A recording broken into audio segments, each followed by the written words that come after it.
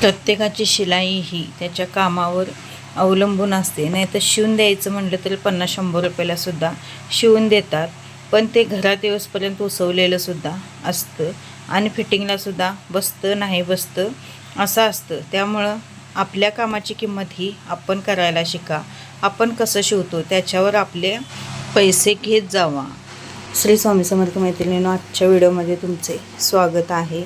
आणि आजच्या व्हिडिओमध्ये आपण टेलर काम करणारे जे दादा असतील किंवा ताई असतील त्यांच्यासाठी थोडंसं मी माझा अनुभव तुमच्यासोबत शेअर करणार आहे. पहिली गोष्ट तर मैत्रिणींनो, आपण आपल्या कामाची स्वतः किंमत करायला शिकलं पाहिजे. म्हणजे कसं होतं बघा, एखाद्या वेळेस फिटिंगला जरी आलं तर आपण 100-150 रुपये सांगितलं तरी पण त्यांना जास्त वाटतं. ड्रेस फिटिंग असून दे, ब्लाऊज फिटिंग असून दे किंवा घागरा फिटिंग असून दे. ड्रेस फिटिंगचं तर कसं होतं, टॉप आणतात 200 रुपयेचा आणि आपण फिटिंगला एक 70-80 रुपये सांगितलं की म्हणतात टॉप आहे 200 रुपयेचा आणि फिटिंगला एवढे पैसे काय असं म्हणतात. पण कसं असतं बघा, फिटिंग करायचं म्हटलं आता पूर्ण जर फिटिंग आलं तर पूर्ण ते सगळं उसवून करावं लागतं आणि ते आपल्याला माहिती असतं की त्याला किती वेळ लागतो. आणि ब्लाऊज जर असं पूर्ण वर्कचं जर ब्लाऊज असेल आणि ते फिटिंग जर करायचं असेल तर मशीनच्या सुया किती तुटतात. पण ते आपल्याला माहिती असतं की बाबा मशीनच्या सुया किती तुटतात आणि एक मशीनची सुई जवळजवळ 20 रुपयाला आहे. समजा जर तुम्ही 100-150 रुपये घेतला आणि 1-2-3 सुया तुटल्या तर तुमचं 70-80 रुपये त्या सुयांमध्येच जातात. त्यामुळं कस्टमरला कसं वाटतं की बाबा यांनी जास्त पैसे घेतात. पण कसं आहे माहिती आहे का, इकडून तिकडून टिपा मारून देणं किंवा पूर्ण उसवून करून व्यवस्थित करून देणं यात फरक असतो. हे कस्टमरला कळतच नाही.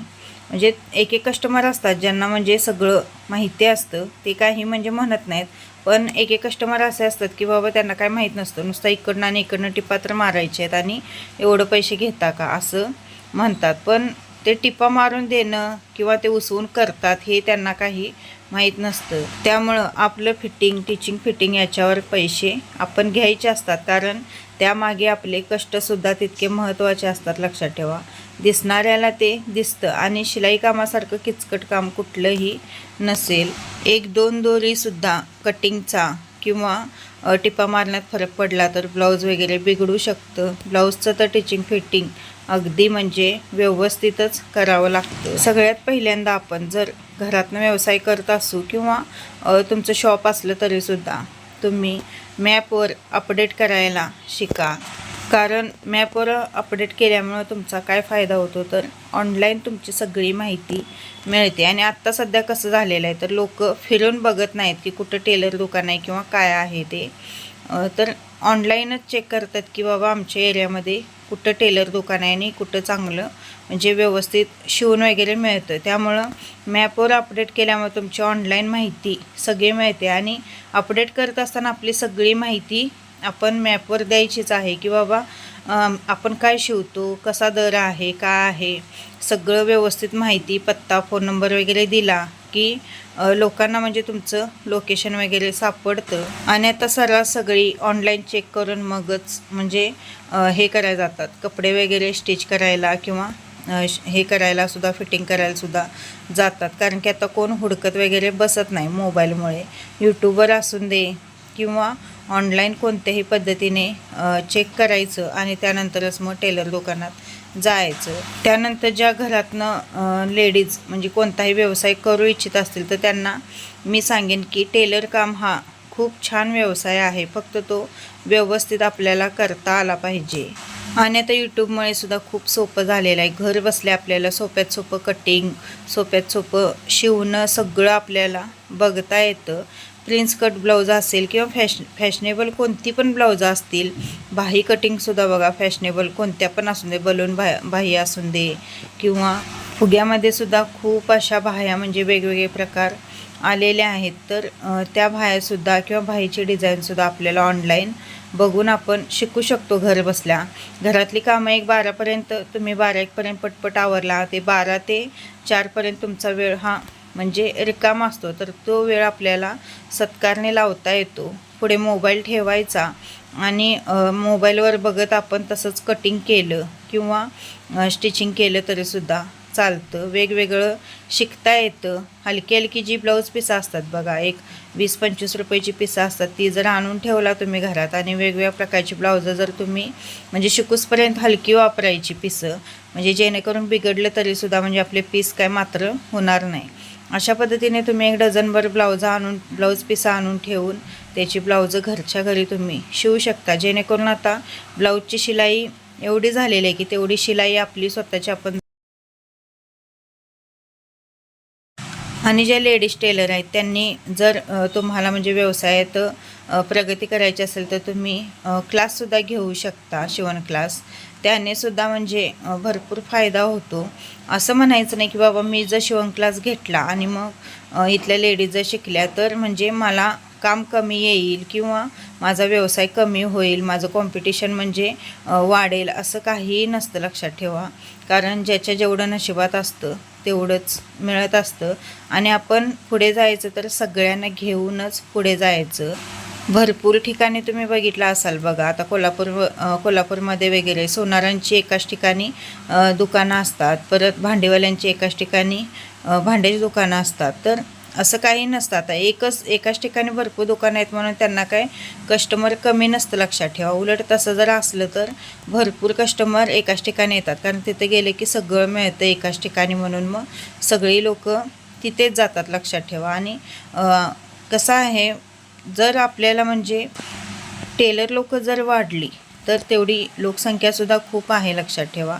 आणि तुमचं टीचिंग फिटिंग आणि तुमचं जे काम असेल ते चोख ठेवा, म्हणजे वेळेत देणं हे ते ठेवलं असा तर तुमचं म्हणजे जे कस्टमर आहे ते कुठेही जाणार नाही. उलट 1 कस्टमर 4 कस्टमर आणत असतं, तसंच 1 कस्टमर 4 कस्टमर घालवतसुद्धा असतं. त्यामुळं आपण आपलं काम करत असताना व्यवस्थित चोख आपली जी सेवा आहे कामाची ती व्यवस्थित दिली पाहिजे. त्यानंतर तुम्ही सणावाराला ऑफरसुद्धा ठेवू शकता.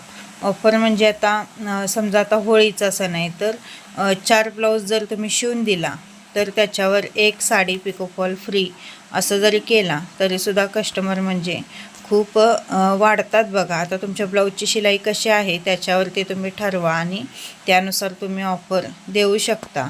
आणि याच्यापेक्षाही खूप जास्त महत्त्वाचं म्हणजे माउथ पब्लिसिटी. कारण माउथ पब्लिसिटी जर झाली तर तुम्हाला काहीच करायची म्हणजे गरज नाही. लक्षात ठेवा, जर तुम्ही एखाद्या लेडीजचं कसं असतं, एखाद्या लेडीजचं व्यवस्थित जर ब्लाऊज शिवून दिला तर ती 4 बायकांना सांगत असते की खूप छान टेलर आहे आणि म्हणजे चांगलं शिवून देतात, माझं ब्लाऊज व्यवस्थित शिवलं तर ते 4 गिऱ्हाईकसुद्धा येत असतात. लक्षात ठेवा. तेव्हा माउथ पब्लिसिटी ही खूप महत्त्वाची आहे. एक ह्याचं शॉपचं बघू शकता तुम्ही, बोर्ड नसतो किंवा काहीही नसतं. आता आमच्या शॉपलासुद्धा बोर्ड नाही. लक्षात ठेवा. पण कागलमध्ये जवळजवळ 25 ते 26 वर्ष झाली आमचं दुकान आहे आणि आमच्या दुकानचीसुद्धा माउथ पब्लिसिटी एवढी झालेली आहे की यांचं जे टीचिंग फिटिंग आहे ते एवढं व्यवस्थित आहे. अगदी 2-3 महिने जरी ते ब्लाऊज किंवा ड्रेस पडलेले असले तरीसुद्धा कस्टमर घेऊन जात नाही, कारण की त्यांना माहीत आहे इथं वेळाने मिळणार पण व्यवस्थितच शिवून मिळणार. त्यामुळं माउथ पब्लिसिटी जर तुमची झाली तर मग तुम्हाला काहीच करायची गरज नाही. लक्षात ठेवा. पण त्याच्यासाठी तुमचं टीचिंग फिटिंग व्यवस्थित पाहिजे आणि दरसुद्धा व्यवस्थित घेतला पाहिजे. अव्वाच्या सव्वा दर लावला तरीसुद्धा कस्टमर मग येत नाहीत. त्यानंतर टेलरिंग व्यवसाय करत करत तुम्ही त्याला म्हणजे जोडधंदा म्हणून तुम्ही लेस, परत अस्तर, परत लेडीजचे जे हे असतील बघा अंडरगार्मेंट्स, ते सुद्धा तुम्ही ठेवू शकता. म्हणजे तुमचा जोड व्यवसाय याच्यासोबत ते सुद्धा होऊ शकतं. अस्तर परत फॉल वगैरे ठेवला तर तुम्हालासुद्धा तुमच्या म्हणजे दुकानातसुद्धा वापरता येतील आणि त्यातनं तुम्हाला म्हणजे जे 2-3 रुपये राहतील ते सुद्धा तुम्हाला म्हणजे तुमच्या ह्याला व्यवसायाला उपयोगाला पडतील. आता तुम्ही इथेही असा विचार करू नका की माझ्याकडून अस्तर नेणार, माझ्याकडून लेस नेणार आणि यांनी पण शिवणार, हे करणार ते करणार, असं म्हणजे कसं होतं आपल्याला स्पर्धा निर्माण झाल्यासारखं वाटतं की बाबा माझ्याकडनंच घेणार आणि ही पण शिवणार करणार असं वाटणार. पण मी मगाशी सांगितलं तुम्हाला, आपल्याला सगळ्यांना घेऊन पुढं जायचं. जोपर्यंत आपण सगळ्यांना घेऊन पुढं जात नाही तोपर्यंत आपणसुद्धा पुढं जात नाही. आणि कोणत्या पण गोष्टीला अहंकार म्हणा किंवा तो पुढे जाईल, मग त्याला मागे खेचायचं कसं, ही भावना ठेवून आपण कधीही कोणतंही काम करायचं नाही. कारण त्यानं कसं होतं तर आपणच मागे खेचलं जातो. ज्यावेळी तुम्ही दुसऱ्याला पुढे नेता त्यावेळेस तुम्ही स्वतःसुद्धा पुढे जाता, लक्षात ठेवा. त्यामुळं घेऊन जायचं सगळ्यांना सोबत, सगळ्या बायकांना वगैरे पुढे कशा जातील, या आपल्याकडून त्यांना किती मदत होईल हे बघायला शिका आणि करायला शिका. आणि मेन म्हणजे कस्टमर काय म्हणते हे बघू नका. तुम्हाला जर फिटिंगला आता टॉप आलेला असेल किंवा घागरा आलेला असेल तर तुम्हाला तो कितीला परवडतो याच्यावरच तुम्ही त्याचा दर ठरवा. कारण तुमच्या कामाची किंमत तुम्हीच ठरवा. कस्टमरला ठरवून देऊ नका. कारण काम तुम्हाला करावं लागतं, त्यांना नाही. आणि ते किती वेळ लागतं, किती त्रास असतो हे तुम्हालाच माहिती असतं. कस्टमरला काहीही माहीत नसतं. मॅचिंगची अस्तरं आणायची, परत ते एकदा मॅचिंगची अस्तरं मिळतसुद्धा नाहीत, लक्षात ठेवा. त्यामुळं इकडं तिकडं आजूबाजूच्या परगावातून जाऊनसुद्धा ते अस्तरं आणावी लागतात. हे सगळं तुम्हाला माहिती असतं. त्यामुळं कस्टमर काय म्हणते किंवा काय नाही याचा विचार अजिबात करायचा नाही. कस्टमरला जर आपण व्यवस्थित करून दिलं तर ते कस्टमर परत आपल्याकडेच येणार. जोड व्यवसाय म्हणून तुम्ही कुर्तीज असतील किंवा साड्या वगैरेसुद्धा टेलरिंग व्यवसायामध्ये विकू शकता. पण कमी खर्चात चालू होणारा व्यवसाय कोणता असेल तर टेलर व्यवसाय हा कमी खर्चात चालू होतो, लक्षात ठेवा. त्याला जास्त भांडवलसुद्धा गुंतवावं लागत नाही. कस्टमरांचं कसं असतं तर घरात 6-6 महिने साड्या आणून ठेवलेल्या असतात, पण टेलरजवळ आलं की लगेच शिवून पाहिजेलं असतं. आज टाकले तर 2 दिवसात द्या. पण कसं त्यांना पण एवढं म्हणजे कस्टमरांना पण कळत नाही की बाबा आपण एकटेच इथं शिवून घेतो का, यांच्याकडे अजूनसुद्धा कस्टमर आहे, त्यांचं पण काहीतरी द्यायचं असेल किंवा अजून काहीतरी त्यांना काम असेल, असं कस्टमर अजिबात विचार करत नाही. आज आणून टाकले उद्याला लगेच द्या. आणि टेलरजवळ आलं की लगेच पाहिजेलं असतं. घरात असतं तोपर्यंत निवांत शांत बसतात आणि ज्यावेळी पाहिजेलं आहे त्याच्यावेळी आधी 1-2 दिवस आणून टाकतात आणि लवकर द्या असं चालू करतात. सगळेच कस्टमर काय असे असतात असं नाही. थोडे कस्टमर असे पण असतात की बाबा ही दोघं शिवतात, त्यांच्याकडे थोडा वेळ लागतो त्यामुळे ती आधी पण आणून टाकतात, अशी पण कस्टमर असतात. पण टेलर कामात वेळेला खूप महत्त्व आहे. कारण की इतर वेळी तुम्ही कधीही दिला तर चालतं, पण ज्यावेळी सणवार असतात त्यावेळी लेडीजला वेळेतच द्यावं लागतं. नाहीतर मग एक लेडीजचं कसं असतं समजून घेतात की बाबा असून दे, राहून दे, दुसरी कुठली तरी नेसूया किंवा साडी नवीन नेसतात पण त्याच्यावर एखादा कॉन्ट्रास्ट ब्लाऊज किंवा मॅचिंग होतेला ब्लाऊज घालून नेसतात. पण एक कस्टमरचं तसं नसतं. दारात येऊन नाही ते बोलून नाही तो दंगा करून जातात. त्यामुळं कसं असतं वेळेत हे लेडीजला ज्यावेळी सण वगैरे असतो त्यावेळी वेळेत दिलं तर बरं असतं. ड्रेसची किंवा ब्लाऊजची शिलाई लावत असताना तुम्ही त्याला जे घातलेलं मटेरियल असतं ते आणि परत तुम्हाला शिवायला किती वेळ लागते किंवा त्याला फॅशन किती आहे, काय आहे, परत तुमच्या शॉप जर भाड्यानं असेल तर सगळं तुमचं व्यवस्थित त्यामधनं महिन्याला निघलं पाहिजे. अशा हिशोबाने तुम्ही ड्रेसची शिलाई लावा. आणि आपल्या आजूबाजूलासुद्धा ड्रेसची शिलाई किती आहे, काय आहे हे सुद्धा बघितलं पाहिजे. नाहीतर आपल्या आजूबाजूला जेवढी शिलाई आहे त्याच्यापेक्षा जर जास्त तुम्ही शिलाई लावला तर तुमच्याकडे कस्टमर कुणीही येणार नाही, लक्षात ठेवा. त्यामुळं शिलाई लावत असताना आपल्या आजूबाजूची शिलाई बघायची. तसेच त्या ड्रेसला किती फॅशन आहे किंवा ब्लाऊजला किती फॅशन आहे, अस्तर किती लागणार आहे. कारण अंब्रेला वगैरे असला ड्रेस तर त्याला अस्तर जवळजवळ 3 मीटर अस्तर लागतं आणि शिवायलासुद्धा खूप वेळ लागतो. अंब्रेलामध्ये सुद्धा खूप प्रकार आहेत. आता कळीचा जर अंब्रेला शिवायचा असला तर ती प्रत्येक कळी कट करावी लागते आणि ती क्रॉसमध्ये जोडावी लागते. नंतर त्याला ओरलाक मारावं लागतं. नंतर त्याला अस्तर वगैरे टच करून मग तो ड्रेस आपल्याला कॅनव्हासचे गळे वगैरे लावून रेडी करावा लागतो. तर इतका वेळ त्या ड्रेसला लागतो आणि घेर जवळजवळ 5 ते 6 मीटर असतो त्याचा. तर खाली घेरला पूर्ण पिकोसुद्धा मारावा लागतो. त्यामुळे सगळं ते हिशोब काढायचं की बाबा आपल्याला एवढा अस्तर लागलेला आहे, आपल्या पिकोला म्हणजे एवढा खर्च आलेला आहे, सगळं ते आपला वेळ किती गेलेला आहे त्याच्या अंदाजानुसार त्या ड्रेसची शिलाई ही आपण ठरवायची आहे. आता अंब्रेला ड्रेस शिवत असताना पण लेडीज कशा करतात तर वर्धमानच्या ज्या साड्या वगैरे असतात त्या आणून देतात की याचा शिवा. मग वर्धमानची साडी मिळते 400 रुपयाला आणि शिलाई जर तुम्ही 450 ते 500 रुपये घेतला तर मग म्हणतात की साडीपेक्षा शिलाईच जास्त होत आहे. आणि तो ड्रेस मला पडायचा कितीला, म्हणजे 400ची साडी आणि जवळजवळ 500 रुपये शिलाई, म्हणजे 1000 रुपयाला मला तो ड्रेस म्हणजे टॉप पडला.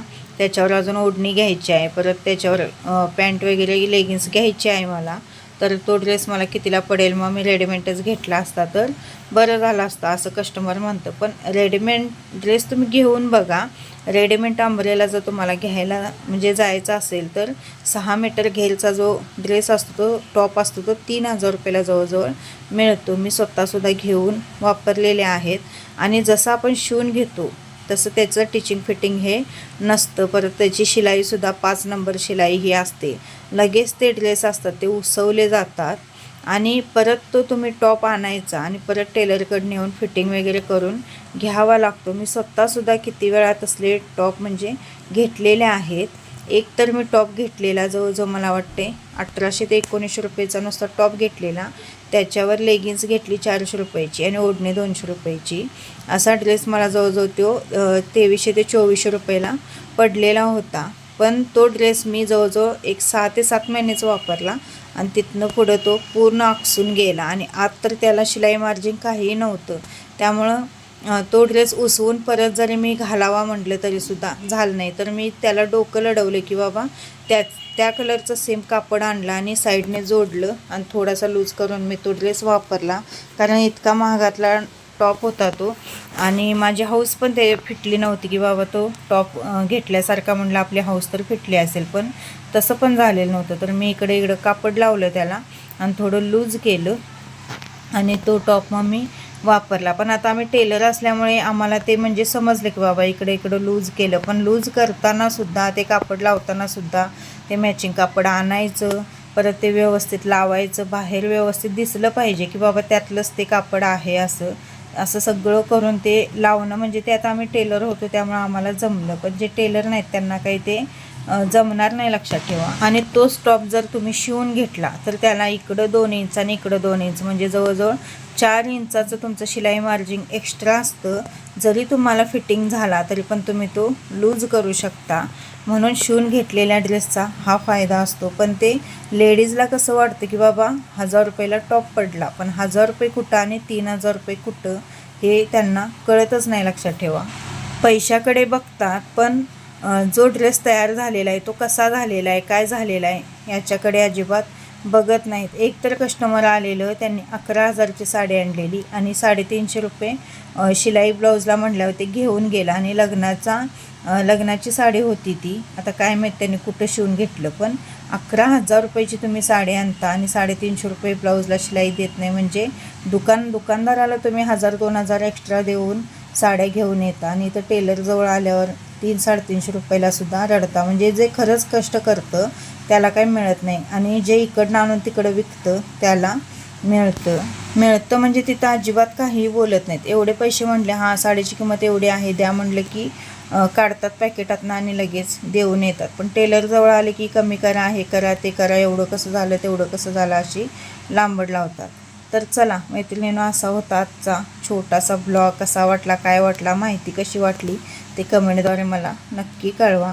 आणि काही चुकून बोलले असेल, कुणाचाही मन दुखवण्याचा माझा यात अजिबात हेतू नव्हता, पण काही चुकून बोलले असेल तर मला माफ करा. चला भेटूया उद्याच्या व्हिडिओमध्ये. श्री स्वामी समर्थ.